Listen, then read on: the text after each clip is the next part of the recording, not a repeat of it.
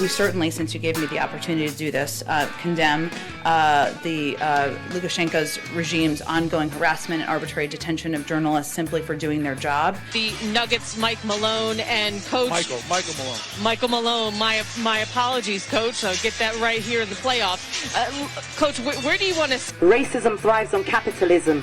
The back of racism is capitalism. What are your favorite racial stereotypes? Are there any ones that are just like straight up true? Well, I guess I have to stick to Asian stereotypes then, or whatever. We're here to talk about. Do we all love bubble tea? For the most part, I have not met an Asian who is not into it thus far. Do we all love / live in fear of our parents? For the most part. There we go. It's your next mayor of New York, Alice, Andrew Yang. You actually, I get the feeling, one of the things I like about Andrew Yang is, well, I like him. Mm-hmm. And he likes me, all right, Alice? It's official. Okay. And I've talked to him a couple of times, and he's a cool, like I've said before, he could be any one of my friends growing up in the 80s. He's got all the things, he's downloaded all the right programs that we could shoot the breeze about this stuff. Now, and I do think that as politics goes, that he's going to break the mold. He already has somewhat, but I do think that he's going to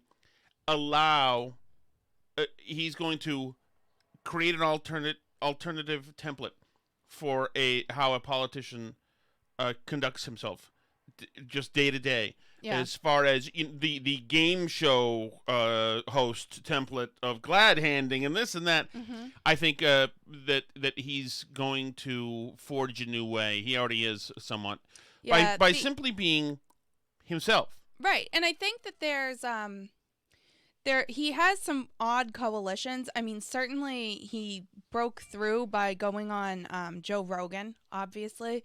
So that grabbed him kind of a different audience.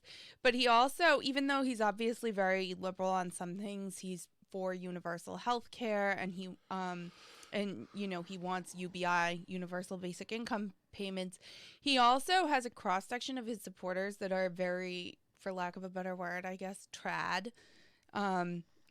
The pro-family people really like him because, the UBI thing is really good for people having bigger families, obviously, even though he hasn't specifically written, a child allowance in there. I think a lot of, pro-family Republicans really like UBI-type programs. And in addition, he does things that are culturally right-wing, like he's talked about banning porn before and stuff, or at least limiting the ability of companies to put porn out there, make it harder for minors to access it, other things. So he has a weird Josh Hawley cross-section of support there of the populist trad right that's less concerned about fiscal stimulus. I think there are a fair number of Tucker viewers who would also agree with certain of Andrew Yang's policies. So there's an interesting sort of dichotomy there. Yeah, and when you talk about the banning porn thing, a lot of his belief system seems to come from the result and fallout of technology. Whether it's AI in trucking, etc., that's going to create a need for occupations for former truckers, to what you just said, in other occupations that are going to be usurped by technology, so that these people will need retraining and or a universal basic income, whatever it is. But he's interesting. He's right where the water is brackish, from an old school guy to a new school kind of thinking guy. But also, he's just a likable guy. And we're not going to spend all today on Andrew Yang.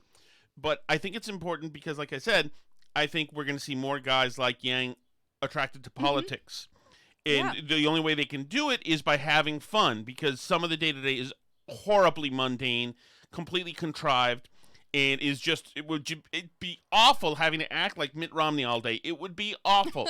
But I think that one of the things Donald Trump brought us is that you can be elected president without having to act like Mitt Romney all day. Exactly. And he also, with Trump, in a very different style than Yang, but with Trump, he's not afraid to just say things that are very common sense, but are also verboten, in today's political discourse. He's different from Yang, but alike in that they both just act like themselves.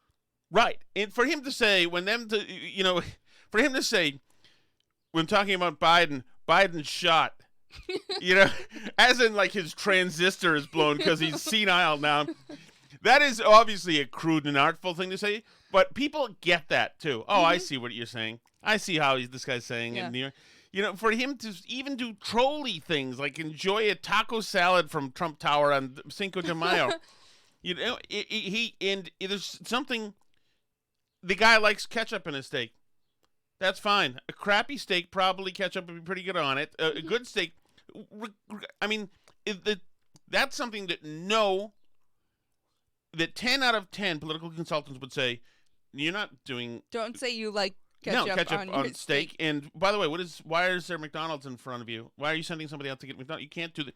You know, and people eat at McDonald's. I think there are billions served. I'm not sure. I think so. People eat at McDonald's. So I've heard. People understand this real world stuff. You can't, if you want to live a kale and coffee enema Peloton lifestyle, fine. But that's a niche out there. It's elite and cool, but it is narrow casting. Yeah. So I just want to go through a couple of these things from Yang because I think that we're seeing, this is the positive of the Yang style of being yourself. And once again, you know that I have interviewed him, I think 3 times, and I've always enjoyed it because he was himself. So here's the positive. We're going to play the positive of Yang being himself. And this is important. We're also going to play the negative in why candidates act like game show hosts and lock down and have these almost fetal position style candidacies. Right, and this is an interview with someone called Z-Way, which I have never heard of her. I don't know anything about her. But he went to do this interview with her to appeal to some cross-section of voters in New York, and they teased it last week by showing part you're probably going to play about Jay-Z songs. So they teased it earlier, but now the whole interview's out. Right, and we're going to get to that one. And this interviewer, she is interesting because I don't know if she's a comedian, maybe, but I'm going to guess YouTube star, maybe. Maybe, but but her personality is tinged with this sarcasm, and she smiles from is it mouth to mouth? How do you smile? From ear to ear. She smiles from ear to ear, and she's got a very interesting delivery. I thought I was gonna dislike her. I don't. I like what she's doing. She's a new template too, actually, because first of all, just a question like this. Here's one of the questions. My first question for you is, who are your top 4 favorite billionaires? Talk about the question that would get political consultants diving on the grenade. Right. You know, hitting the fire alarm. You have to come up with not just 1, but 4. No, but are you allowed to have favorite billionaires? We're not. This is not the time to like billionaires right now. Yeah, there are very few that are not dangerous to like. Right. And to come up with 4 is pretty tough. So right, and so De Blasio would probably knock this out of the park because he doesn't like billionaires, and he'd tell you, that he doesn't like billionaires. But Yang jumps right into this question because he's not looking for trapdoors because he's got a devil-may-care attitude. All right, she asked me a question. I'm going to try to answer the question honestly. Wow, my top 4 favorite billionaires. That's an interesting question. Mike Bloomberg, has done a lot for the environment. He made it so that people don't smoke in restaurants and bars around New York City, which at the time seemed like a revolution. People were like, you can do that? I feel like Oprah's a billionaire. So Bloomberg, that's a good, honest answer. He's a really well-known billionaire in New York. He was a Republican, then was a Democrat, is a really big nanny-stater, but in some ways still conservative. So is Andrew Yang, by the way, a big nanny-stater in a lot of ways. Right. So that's an interesting question. Obviously, it's also a wise question to say nice things about Mr. Bloomberg, considering you want money. And then the Oprah answer is a total layup. Total layup, because she is a billionaire everybody likes. Yeah. And she seems tremendous. I have not spoken to her. Michael Jordan's a billionaire, and he was my childhood idol growing up, so that's awesome. And now, with anybody else, I would be saying, with most other people, I'd be saying, okay, you're pandering because Z-Way is black. You're going to be parading every black name you can think of, whatever. But He probably did love Michael Yeah, Jordan. he loved growing Michael up. Jordan. Everybody from that generation did. And he said, that's awesome. You know, that is unpolished speak. That's like somebody speak. That's how people speak. And I'm good. I was going to say, like, is The Rock a billionaire now? Like, is LeBron a billionaire? Like, these are some people that I really like. They might not be billionaires yet. I have a feeling LeBron's on his way. No pressure, though. No pressure, LeBron. Good answers. Good answers. I could have thrown Mark Cuban in there probably too. That probably would have been pretty safe. You think so? Well, first of all, I mean, yeah, because he's like sort of right wing, but he's criticized Trump and he like owns basketball teams. Is he a billionaire? Cuban? Yeah. Well, also maybe a future. Future political. Maybe competition for president. Okay, so I thought it was well answered. Okay. But also, I do think the whole premise of the question is for him to swallow that. Who are your favorite? Okay, he's got favorite. She is laying the way she lays these little traps in her questions, and I really like it. And now this also. You want the next presidential debate hosted by Z-Way? Maybe. What's wild is that you're not afraid to joke about, like, your heritage, rather. So, for example, you joked, now I'm Asian, so I know a lot of doctors. I was about to tell an Asian joke. I'm Asian, so I love tests. Have you been a comedian all your life? Once again, I'm listening to this question saying, wait a second, is she antagonizing him? I know. Because he's not a comedian. He's dared to be funny using ethnic humor about himself before. And gotten criticized for it, too, by the way. Right. And so you'd think that he'd be sensing a trap, but he doesn't. He just answers the question. Or is this a newfound passion? It's definitely something relatively newsy. I'm not sure if my friends would have called me funny when I was young. I was kind of angsty and broody. I listened to The Cure and The Smiths, and I had long skater hair. Wow. And had an earring. That picture surfaced relatively. Every person of Generation X is getting a dispatch sent to their cerebrum when he says these things. You know that guy with long skater hair who you listen to The Cure. You know who that is. That is familiar. This guy has a familiar life experience. Relatively recently. So We'll get that. They're showing the picture. So I don't know if people would have characterized me as funny. Maybe some kind of mordant humor. Maybe I had some kind of like dark humor. When I was in my 20s, I used to drink those protein shakes and like hit the gym and stuff. You know these like angry Asian guys you see in the gym? Like I was one of them. No, I don't know those guys. Oh yeah, if you don't go to the same gyms that I did then. I don't know those either. Maybe you do? Is that another one that you know what that is? It'd be shock you to know that I didn't go to the gym, Alice, until about 2004. But also an unsafe answer. But an interesting answer, right? You know, and then now he goes into further. Now she goes into further unsafe territory. What are your favorite racial stereotypes? Are there any ones that are just like straight up true? Tom Shattuck would dive out the effing window if she asked me that. I would be like, I don't know even what you're talking about. Actually, I don't know what you're talking about. Racial what? Right? Yeah. No. Stereo versus mono. Is that what you're saying? Because I don't have anything on that. And I'd be like scared to death. She's going to say, because we found this recording of you in 1984. What are your favorite stereotypes? Racial stereotypes. That question in 2021 from a black woman, by the way. It to a candidate for mayor. Would usually scare the hell out of somebody. I hope she asks the white candidates, if there are any white candidates, this question, just to see the squirm. Can you imagine?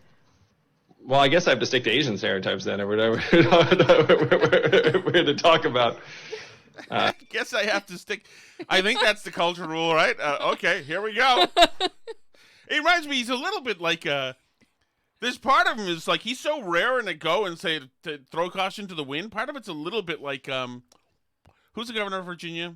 Northam. Yeah, when he was like ruminating about moonwalking like, in front of the moonwalk press right now. And he's looking And at the his rug, wife- and his wife is like, throws a lamp She's at him. No, honey, I don't think it's the time.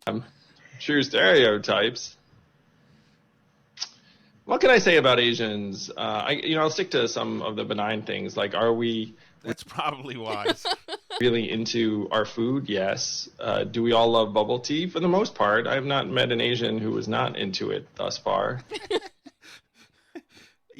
Somewhere out there are super progressive groups right now making "We don't all love bubble tea," by the way, racist posters. I don't even know what bubble tea is. Do we all love / live in fear of our parents? For the most part. Wow. These are some of the things that come to mind for me. Great answer. Mm-hmm. Great answer. So now let's go to the rappers one, because a couple of weeks ago, you showed me this audio, or maybe it was last week, where he was asked a question and he was laboring to answer, and it was like a dunk on him. He said he likes rap, but he doesn't know anything. Well, now, as you predicted, have you heard the full one? Yes. The full context comes out. But I listened up to that part because I wanted to know what the whole answer to that question was. So here is the question. For your tweets about... Hold on. Do you listen to rap music, by the way? Like, what are you vibing to? I listen... I also, with this one, would faint. I would pretend to faint in front of her and need a medic. Tom, do you listen to rap music? Because I don't want to offend her. She is a black woman from the community. There's many black people who live in New York City, so I'm gonna have to lie and say I do listen to rap music. Then again, I don't know any rap songs from after Run DMC, I think, and that's not gonna wash. So I would fold. I would actually just end my candidacy if she asked me that question. A lot to hip hop during the 90s and 2000s because what Andrew? I gotta know. Well, it was Jay-Z and a little bit of Nas. And what's your favorite Jay-Z song? He's a New Yorker. Yes. What is my favorite Jay-Z song? My feeling right now is that he was not wanting to say, I got 99 problems, but ain't one. Yeah. And that might be what he was doing. It's... Can I get an encore? Do you want more? It was like that was him and I think it was a duet, right?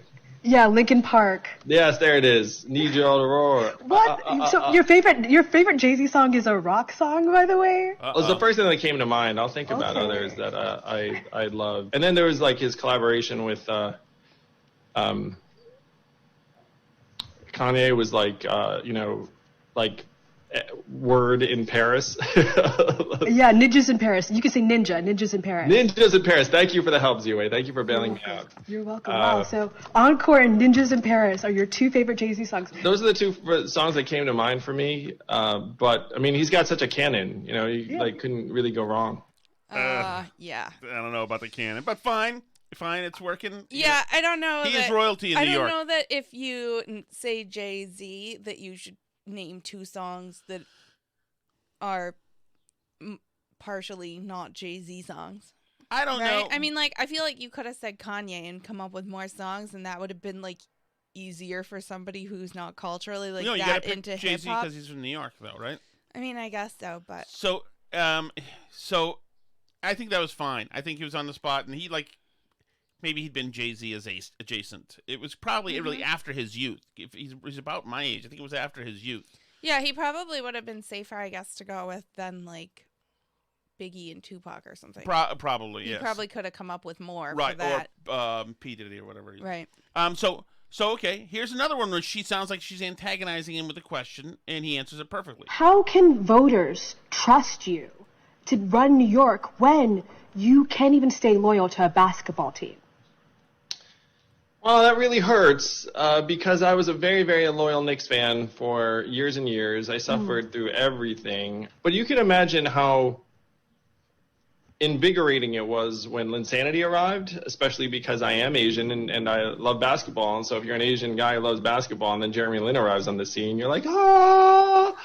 But I have to say, I felt like I exited an abusive relationship and I've been happier for it. Good answer. Good, honest answer. Was at one time a Knicks fan, says he's not anymore, and he stands behind not doing it. Good answer. Now we're going to hear the bad answer. Because last week, or a week and a half ago, Andrew Yang was foolish enough to tweet what he really believed about Israel. We stand with Israel, et cetera, et cetera, et cetera. All hell rained down, and the next day He apologized. He apologized, exactly. So this next question is about Israel, and he gets uncomfortable. This time, her trolley question was twisting the dagger. For your tweets about Palestine and Israel. So my question is, as mayor of New York City, how are you going to bring peace to the Middle East? It's a terrible time. First of all, also another trolley question. Yeah, it's not the job of the mayor of New York City to bring peace to the Middle East. Yeah, but that doesn't matter. He's going to a talking point now. Now he's just flying in circles. For a lot of people around the world who are affected by violence in the region. And I just hope the violence ends as quickly as possible, and that people are able to live and pray in the way that they want. What do you have any stance on apartheid? Yay, nay? Cool? No? Again, I just want peace in the region. I'd like so many other New Yorkers and other people around the world. And there is why people act like game show hosts and come out with a contrived answer. Any feelings on apartheid? So he doesn't condemn her use of the word apartheid, which is what she's suggesting in that the Israelis are doing to the Palestinians. He doesn't condemn her use of it. He simply skirts it.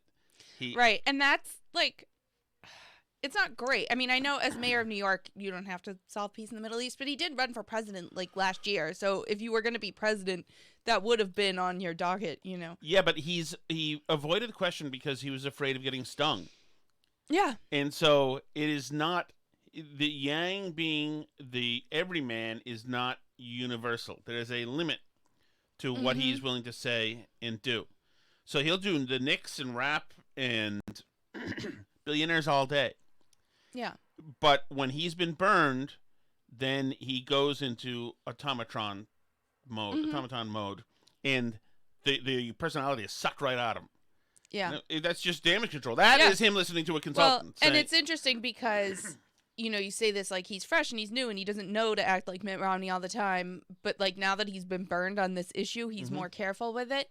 It's interesting because for most politicians, they don't set out to act all stiff all the time. But through the course of many elections for many lower offices, they learn that they'll get beat on for stuff. And so they stop being natural. And that's why you have people that are so polished at behaving this way, because they've done it through tons and tons of elections. Trump had never been in an election before. And I don't think Trump really wanted to win in 2016, so he just acted like himself. Right, but yes, you're absolutely right. If you listen to a politician like John Kerry, Joe Biden, you know, plenty of Republicans as well. They've been But there. even like our local politicians, when you have them for stuff, you know, you always complain that like local politicians make like not great guests because they're so careful all the time.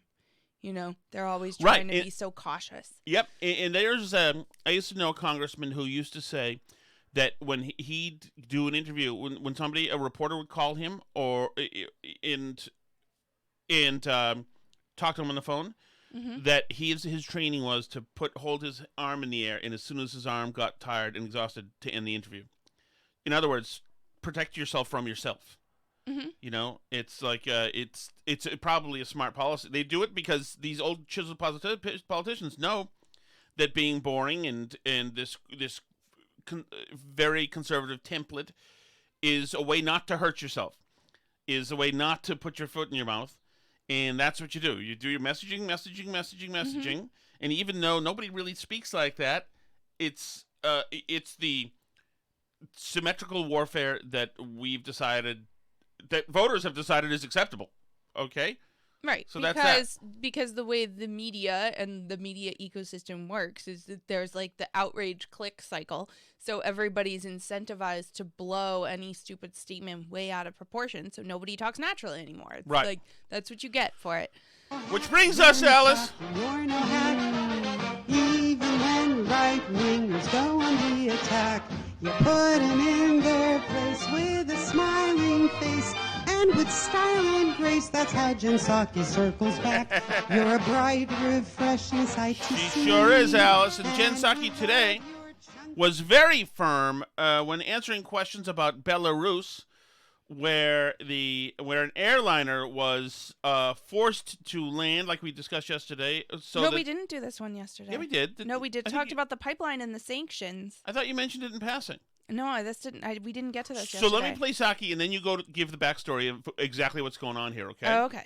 So this is Jen Psaki today. As people, who did I talk to about this?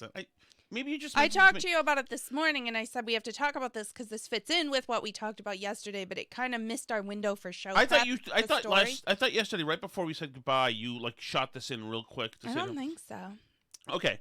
Well, so what happened was a reporter in Belarus was on a Ryanair flight from Greece to Lithuania, where he has moved because he is an opposition reporter to the Lukashenko government, which is allied with Putin and is they don't do journalists criticizing them. That's not something Lukashenko has been compared to the worst of the dictators, right? And authoritarians and fascist leaders. So this guy, whose name Roman Protasevich, he had moved himself to Lithuania so he could be away because he knew they're out to get him basically because he's criticized this regime. But they found out he was in a conference in Athens, and on the flight home from Greece back to Lithuania, they had to fly over Belarus, and they essentially called in a threat. They said there's a threat on board the plane. You have to land. From Hamas. Yeah, there's a threat from Hamas on the plane. You have to come land in the Minsk airport right now. And, escorted the plane with military assets to come land in Minsk. This is a commercial flight with American citizens on board from one EU country to another EU country, not going to Belarus, not involved in Belarus, just flying over Belarusian airspace. And they landed the plane, came in, took the reporter off the plane, and he and his girlfriend, who's not even charged with anything, are now both imprisoned. Right. So when the plane was landing, he was apparently telling people on board, this is about me, I'm dead now. This is it. In Belarus is a client state of Russia. So essentially, Putin signs off on everything significant that these guys do.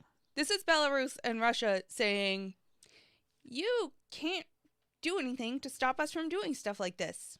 So your move, EU and the Biden admin. Good luck. So Jen Psaki is asked about this today. In terms of actions, is the U.S. working with NATO? What's the president's approach right now in response to what occurred over the weekend? Sure. Well, first let me say the president was briefed.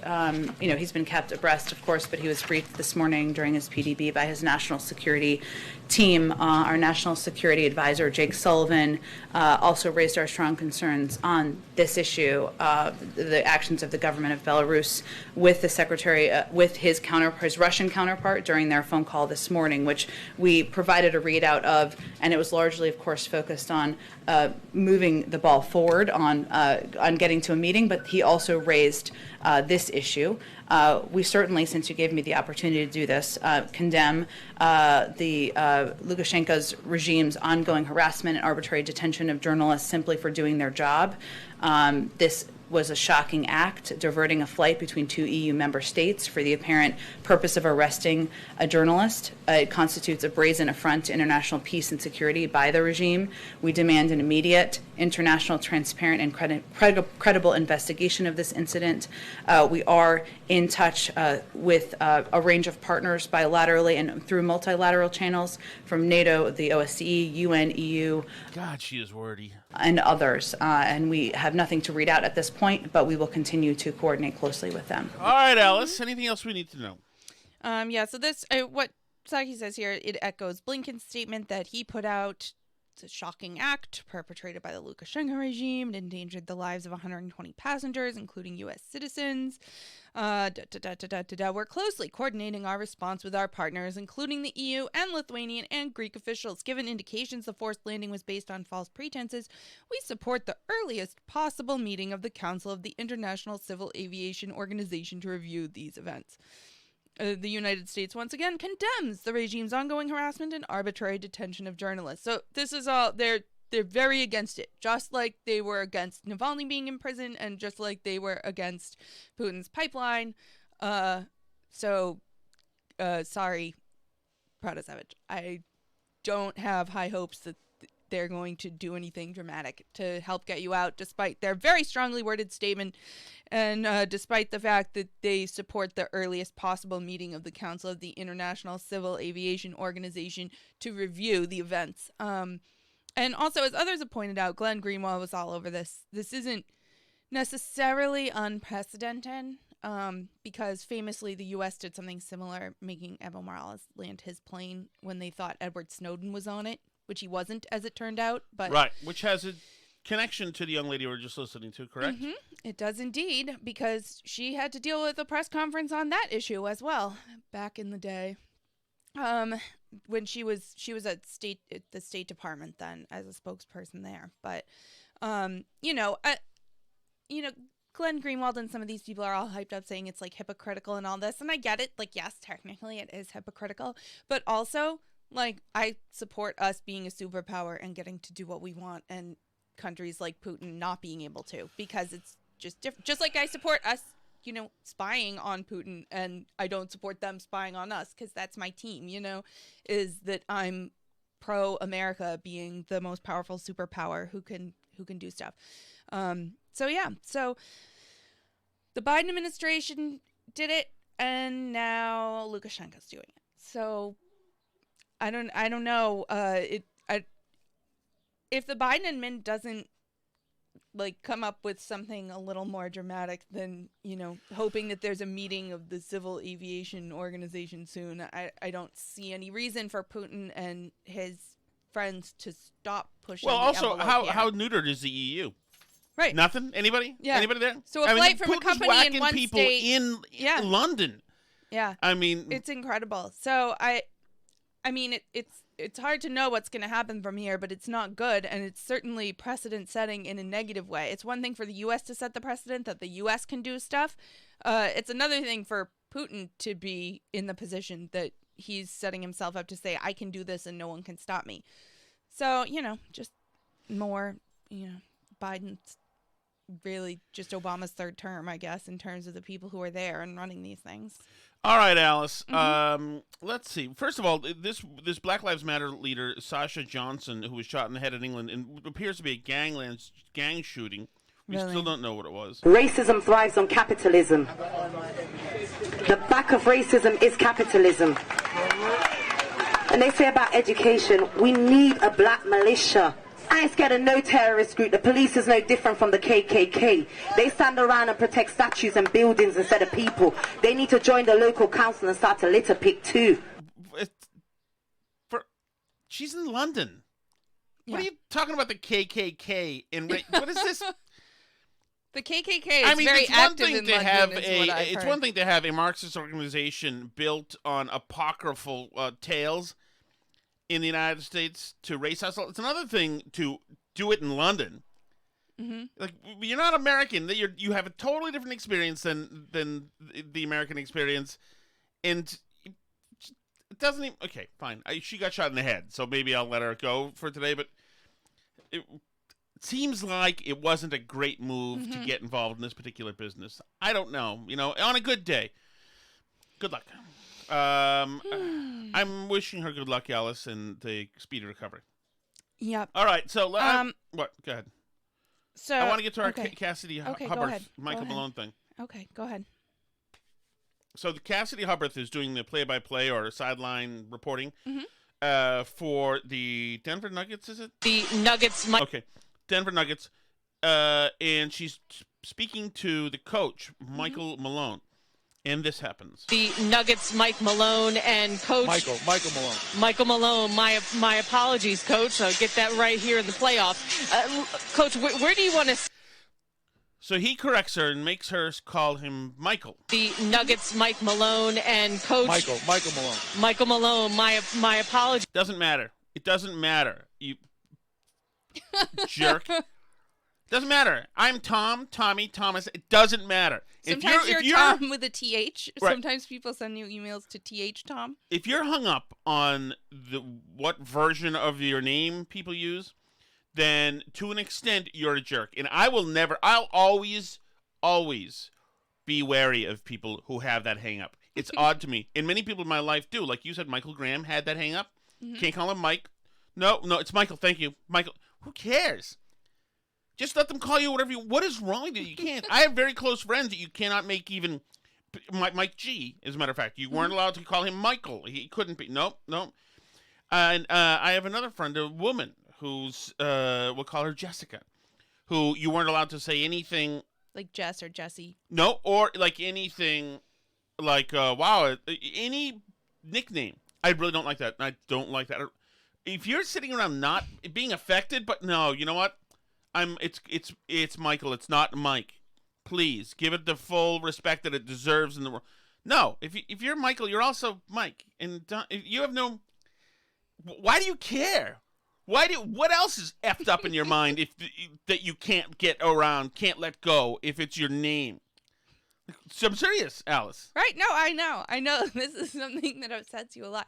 That being said, people in the comments were saying it was sexist, and he never would have done that to a male reporter. That he did it because she's a female sports reporter, which I don't think is true either. I think he's probably an equal opportunity jerk. Oh, I think probably that's true. Yeah, and as a matter of fact, he might have gone easy on her for sexist reasons, actually. Maybe, yeah. Because he thought a guy maybe should know, and maybe that she's whatever. But it doesn't matter. No, I just told you, I've had this running in as well with people, with men and women. And I'll never understand that. Like, why does that matter to you? It's not as if everything's on film here. We're being filmed, or this. We want to save it for posterity, so you want to make sure that we get it right when it comes down to you. I mean, seriously. It does seem odd to be that upset about it. Yeah. And there's no sense of humor in the way he says it. No, that tells you. It's Michael. Michael. That's right. That tells you that it's the kind of guy you have to walk the eggshells around, because you don't know if you're going to step into another hang-up zone that you had no idea about. I don't like people who do that, Alice. I don't. Tom. I know you know. Tommy. Thomas. T-Dog. T-Unit.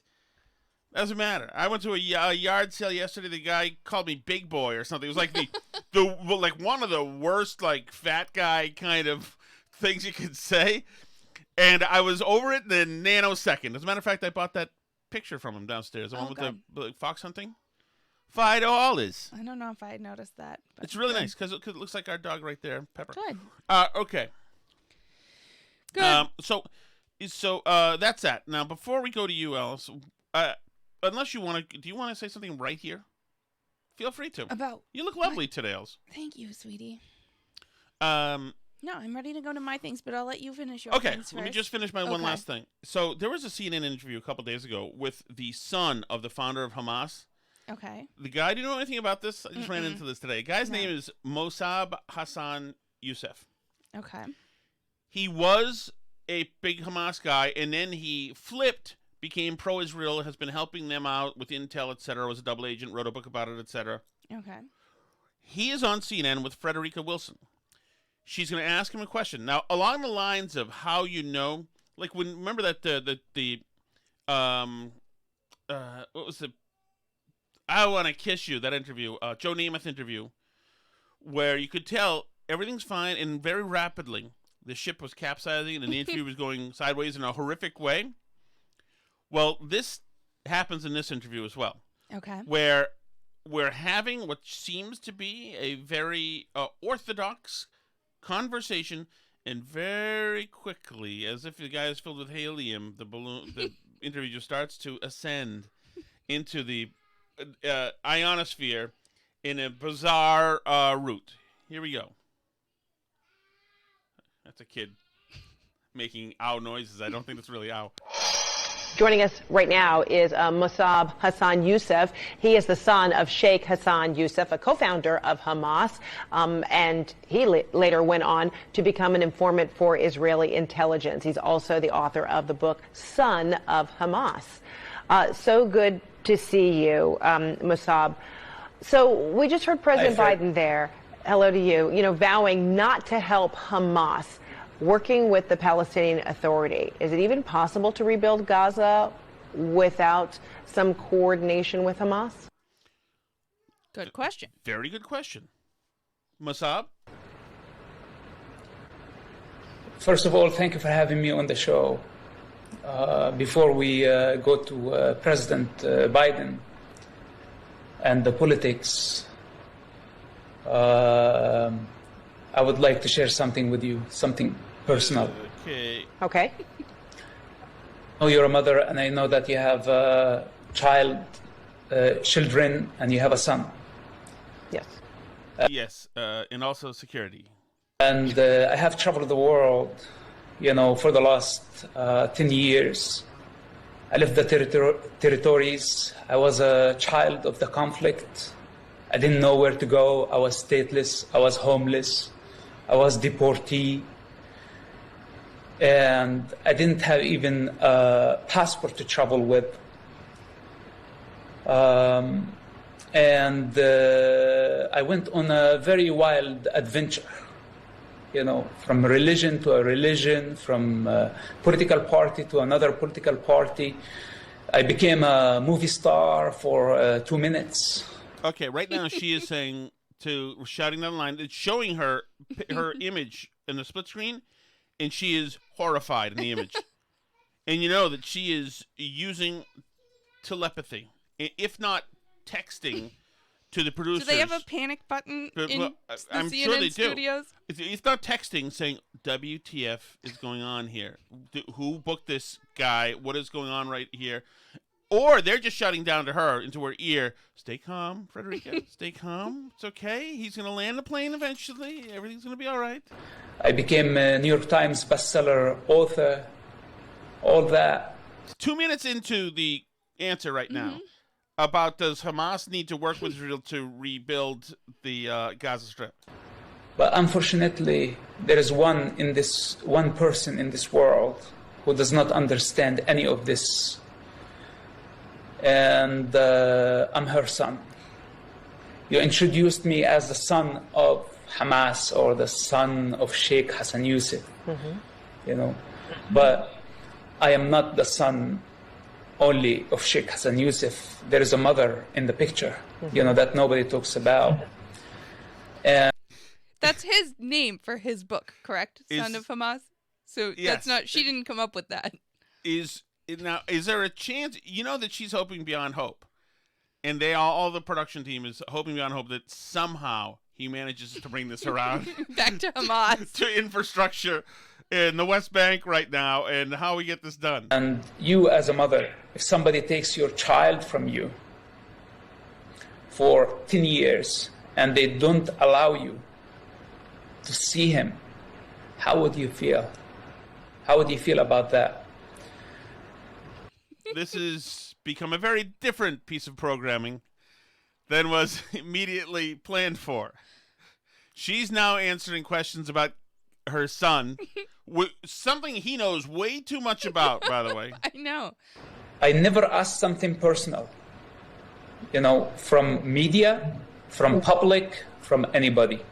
People came with donations, people came with offers, with all type of things, and I refused. But today, I would like to ask CNN, because I think CNN can. Wait, wasn't he just bragging about being in a movie? He's a best-selling author, he's in movies. To help me, simply see my mother. Please, before we talk about constructing Gaza, before we talk about building the infrastructure, before we talk about the peace process and the... Who agreed to these conditions? We're going to lead with Mossab's mother tonight. It's that or the 4,000 rockets that have gone into Israel. Guys? Next president and all that. Sure. Well, sure, she says. Okay. Whatever it takes to get off this train while I'm being, accosted by an insane panhandler. Well, I hear that pain, and I don't know from personal experience what it is that you're feeling, but I do understand what it is you're saying. I certainly cannot make that promise, not on behalf of CNN. I would like to talk to you about... No, you don't have to make the promise right now. Freddie, you don't have to make the promise. Freddie? Who's Freddie? It's Frederica. Yes, if Mike can't be Michael, or Michael can't be Mike, you sure as hell can't call her Freddie while making demands that CNN reunite you with your mother in a topic segment that's supposed to be about the strife going on right now in Israel and Palestine. Mm-hmm. You don't have to do it now. Yeah, no kidding. You don't have to do it now. My God, can you imagine? Right now, I'm not asking you to make it right now. And by the way, I'm not talking from emotional place. What place then? Like, This insane place that I'm talking from. So anyway, he goes on like that for a little bit. But anyway, I just like these moments where you start to feel something slip away from you, and you realize, like the broken transactions I've talked about, like at Dunkin' Donuts. I'm sorry, not at Dunkin' Donuts. That has never happened there. At Acme Donuts. And other places where you feel like a meal, or look, when we went to the to the Fat Cactus restaurant on Route 1, yes, which ostensibly is a Mexican restaurant, and we were on our way home from the place where we were having OBGYN appointments because I was very pregnant. No, you never tell a story like that. Half the guys are freaking. Well, the point is I was pregnant. The point is I was pregnant, so I could not have a regular margarita. So I ordered a virgin margarita. Because that's like a thing. I've like ordered that at restaurants before when I've been pregnant, right? Can I have a little more background, Mossab Hassan Youssef Shattuck, please? And then that's why You don't have to tell the people why you got a margarita, Alice. You don't owe them that. I just wanted a virgin margarita. So, the waitress brought me margarita mix in a juice glass with, in case it might be weird to drink plain margarita mix because she wasn't sure if that would be weird or not. She also brought me a small shot glass of pineapple juice that I could put with it. To cut it, in case you needed to, which is fine. We also ordered nachos, and you can get nachos with chicken, beef, or chili. Right. And we ordered the nachos with chili. And she came with a bowl of chili and another bowl of tortilla chips, which is fine. So, but this kept happening in this meal experience where we could tell that we had gone off a cliff from the very first few minutes. And the people next to us, she also was like saying insane things to them. And we realized that this was not going to be a Mexican restaurant experience we were having. We were in a bizarre situation. We had stepped into an insane portal where nothing made sense anymore. And so all we had to do was run out the clock and pay if they were capable of transacting that way. We had no idea. And we could leave the place and get on with our lives and pretend it never happened and overwrite the memory with a happier memory, like getting sung by a bee. So that was fine. I don't have anything do you want to explain to us why exactly a little bit more, Alice, why you could never know a margarita? Well, I don't want people to think I'm no fun, that I just was ordering a virgin margarita because I'm boring. All right, what else you got? We got baseball practice. Yes, we have to take James to baseball practice soon. But I thought this was interesting. We were talking a little about the Israel-Palestine conflict. And whenever this conflict happens, it poses some problems for the Democratic coalition in the United States. Because, like, in the squad wing of the Democratic Party, there are people that are, like, pro, sanctioning Israel for their apartheid state and their crimes against humanity in Gaza. But, they're obviously, like a lot of American Jews also vote Democrat. So there's like a little bit, and a lot of them do feel an affinity to Israel, particularly the older generations. So it presents some issues for them, especially now as this conflict has been raging on. There have been some pro-Palestinian demonstrations in the United States and some violence against Jewish people in the United States who really may or may not have been doing anything to do with Israel at all.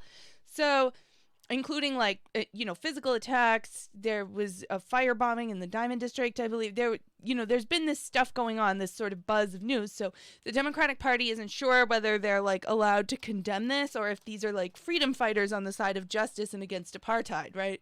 So it poses a problem for them. So they came up yesterday, 2 days ago, with a message that they have settled on to address the fact that there are these attacks on American Jewish people taking place without losing face about Israel and Palestine. And the line... So recently, a month ago, I heard a slogan was Stop Asian Hate. So I'm going to guess we're working with something like that. Yeah, like stop anti-Semitism, like... no matter what Israel does, that's a foreign country, but we can't, stop anti-Semitism in the United States, something like that. What they've settled on is that we need to stop anti-Semitism and Islamophobia. So, for example, Bernie Sanders tweeted, "We've seen a disturbing anti-Semitic attacks and a troubling rise in Islamophobia. If you are committed to the future of equality and a peaceful coexistence, please stand united against anyone who promotes hatred of any kind." Here's Ayanna Pressley. "I strongly condemn the rise in anti-Semitism and Islamophobia we're seeing across the country. Let me say it again, our freedom and destinies are tied. The struggle for liberation and justice requires all of us to reject hate and division in any form." Cori Bush, "The work of dismantling anti-Semitism, anti-blackness, Islamophobia, anti-Palestinian racism, and every other form of hate is our work. We will only achieve collective liberation by leading with radical love. There is no room for hate of any kind in our movements for justice." So it is interesting because we were told that saying all lives matter to Black Lives Matter, I don't like police shooting anybody of any color, that was abhorrently racist and denies the plight of Black people in the country. So it's just an interesting choice for them. Here's Jamal Bowman of New York. "We've seen an increase in anti-Semitic and Islamophobic hate in New York City and nationwide. We must stand together to condemn hate." Julian Castro, "The United States must work toward a future in which Israelis and Palestinians can live in peace. Here at home, we must forcefully condemn anti-Semitic and Islamophobic attacks." Marie Newman, "Over the past several months, we've seen a rise in anti-Semitic and Islamophobic attacks." Leslie Ann Brent, "It is not hard to have empathy for families of both Palestinian and Israelis living through this. It's not hard to not be Islamophobic or anti-Semitic." "There's never a justification," says Charlotte Nichols, "for anti-Semitism or Islamophobia," etc., etc., etc. I mean, you can go through the list and find all these statements, but... So why can't Jewish people get their own...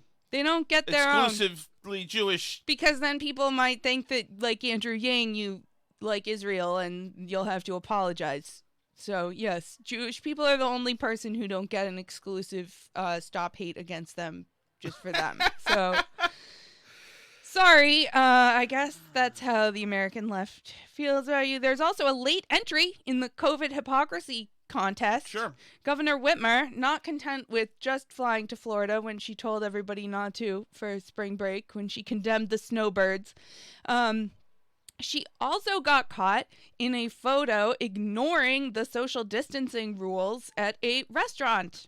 Shocking. Below is a statement from her regarding the photo from yesterday of her at dinner with her friends. "Throughout the pandemic, I've been committed to following public health protocols. Yesterday, I went with friends to a local restaurant. As more people arrived, the tables were pushed together. Because we were all vaccinated, we didn't stop to think about it.